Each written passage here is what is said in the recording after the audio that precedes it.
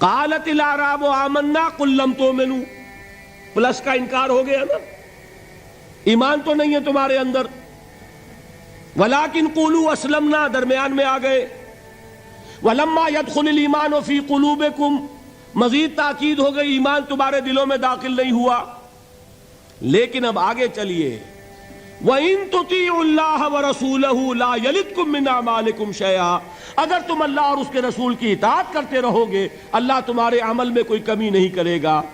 اس سے ثابت ہو گیا منافق بھی نہیں، اس لیے کہ منافق کا کوئی عمل قبول نہیں، منافق تو وہ مائنس ویلیو ہے، اس کے ساتھ کوئی نیکی قبول ہو نہیں سکتی۔ کیا عبداللہ ابن ابی کی نمازیں قبول ہوئیں؟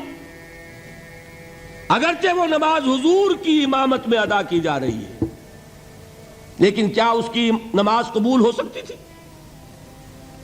وہ آپ کو یاد ہوگا واقعہ، جب مرا ہے وہ شخص رئیس المنافقین عبداللہ ابن ابی، اس کے بیٹے ہیں عبداللہ ابن ابی، وہ مومن صادق نوجوان نہایت صالح۔ اب ایک سعادت مند بیٹے کو تو باپ سے محبت ہوگی کہ نہیں ہوگی؟ وہ بیٹا حاضر ہوتا ہے حضور کی خدمت میں، حضور میرے والد کا انتقال ہو گیا، آپ اپنا کرتا عنایت فرما دیجئے تاکہ میں اس کو کفن دوں۔ حضور نے سوچا اور کرتا اتار کے دے دیا۔ حضرت عمر کھڑے ہو گئے، وہ تو تھے نا، ان کا جلال اور ضبط نہیں کر سکتے تھے، ان کا وہ انداز تھا جو حضرت موسیٰ کا تھا۔ حضرت خضر کو 3 دفعہ ٹوکا کہ نہیں، یہ کیا کیا تم نے؟ بغیر کسی جرم کے اس بچے کو ختم کر دیا، یہ کیا کیا تم نے؟ کشتی کو تم نے توڑ دیا، مارو گے ان کو جو اس کے اندر سوار ہیں، یہ کیا کیا؟ یہ دیوار سیدھی کر دی، یہ بدبخت انہوں نے ہمیں کھانے کو بھی نہیں دیا اور ان کی دیوار سیدھی کر رہے ہیں۔ تو حضرت موسیٰ علیہ السلام خاموش نہیں رہ سکتے تھے۔ انک لن تستطیع معی صبرا، یہی معاملہ حضرت عمر فاروق کا تھا۔ کھڑے ہو گئے، حضور کیا کر رہے ہیں؟ اس دشمن خدا کو آپ اپنا کرتا دے رہے ہیں، اس نے یہ کیا، اس نے یہ کیا، اس نے یہ کیا۔ حضور مسکرا کر فرماتے ہیں، عمر میرا کرتا اسے اللہ کے عذاب سے نہیں بچا سکے گا۔ کبھی سنا آپ نے؟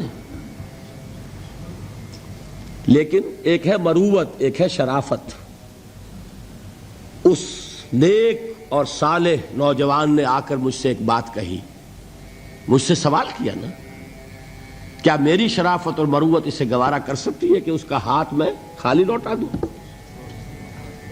لیکن یہ نہیں کہ میرا کرتا اسے عذاب سے بچا لے گا۔ لیس للانسان الا ما سعى وان سعيه سوف يرى، نہیں ہے انسان کے لیے مگر وہی کچھ جس کے لیے اس نے محنت کی، بھاگ دوڑ کی، جو کمائی کی ہے وہی ملے گا، اور جو کمائی ہے وہ ضائع نہیں کی جائے گی، وہ دکھا دی جائے گی، یہ ہے تمہاری کمائی۔ تو انسان کا معاملہ تو عمل سے ہے نا۔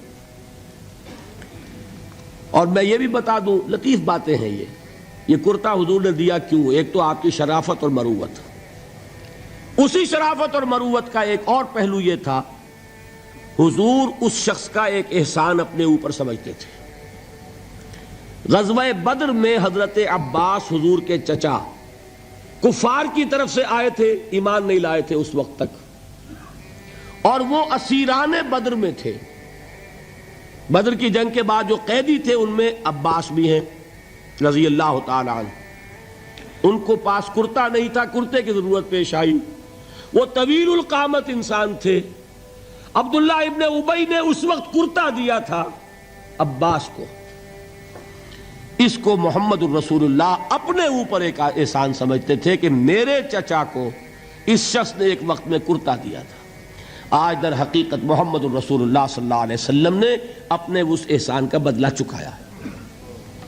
بہرحال بات جو ہو رہی تھی اس کو سمجھیے، منافق اندر جو کچھ ہے وہ ہے اور اللہ جانتا ہے، اللہ کا رسول جانتا تھا لیکن اس نے اس کو چھپایا اور تاکید کر دی، جس کو بتایا بھی ایک صاحب ہے حضرت حذیفہ ابن یمان۔ کچھ منافقوں کے نام بتا دیے تھے آپ نے یہ میں واقعہ آپ کو پورا سناؤں گا جبکہ نفاق پر گفتگو ہوگی، لیکن ساتھ ہی کہہ دیا تھا دیکھنا کسی کو بتانا نہیں، یہ میرا راز ہے تمہارے پاس۔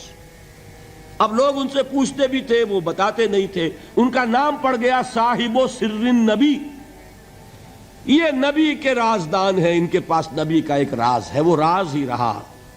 میں بتاؤں گا کہ کس نے پوچھا تھا، وہ تب نفاق کی حقیقت سمجھ میں آئے گی۔ بہرحال یہ بات سمجھ لیں، قانوناً ایک شخص مسلمان ہے، حقیقت کے اعتبار سے اس کی تین شکلیں ہو سکتی ہیں، یا مثبت طور پر مومن اور ایمان کے درجات بے شمار ہوں گے، +1 سے لے کر +انفینٹی تک، یا منفی طور پر منافق، -1 سے لے کر اور -انفینٹی تک، اور درمیان میں ایک زیرو کا مقام بھی ہے، نہ منافق نہ مومن، بس وہ مسلمان ہے، وہ ہے جس کو فرمایا گیا ان تطیعوا اللہ ورسولہ۔ دیکھو ایمان تو تمہارے دلوں میں نہیں ہے، لیکن اگر تم اطاعت کرتے رہو گے اللہ کی اور اس کے رسول کی، اس حالت میں لا یلدکم من اعمالکم شیئا، اللہ تمہارے اعمال میں کوئی کمی نہیں کرے گا، اس کے اجر و ثواب سے تمہیں محروم نہیں رکھے گا۔